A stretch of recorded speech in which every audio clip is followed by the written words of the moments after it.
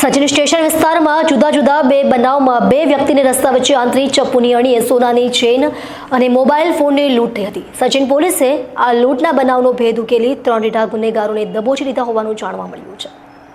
Sachin police સૂત્રો દ્વારા પ્રાપ્ત વિગત મુજબ વરાછાની કમલ પાર્ક સોસાયટીમાં રહેતા જ્ઞાનેશ્વર ઉર્ફે નાના રામેશ્વર સપકાળે ડ્રાઇવિંગના વ્યવસાય સાથે સંકળાયેલા છે।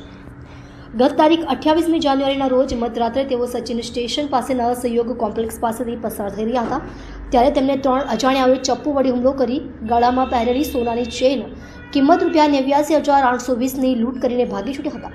ઉપરાંત લાજપોર જેલ ખાતે રહેતા અને ખેતીનો વ્યવસાય કરતા મોહમ્મદ શફીક અહમદ મિયા કારા સહિત સંબંધીઓ બાઇક લઈને લાજપોર જઈ રહ્યા હતા ત્યારે સચિન નવસારી હાઈવે ઉપરના જૂના સ્લમ બોર્ડ હનુમાનજી મંદિર પાસેથી પસાર થતી વેળા રસ્તા વચ્ચે અટકાવીને ચપ્પુ બતાવી મોબાઈલ ફોન કિંમત ₹1,500ની લૂંટ કરી હતી।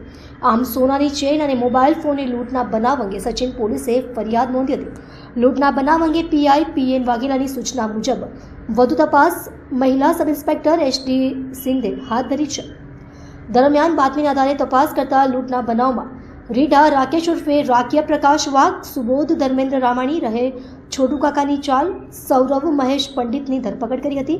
પકડાયેલ ત્રિપુટી પાસેથી પોલીસે મુદ્દામાલ કબજે કર્યો હતો।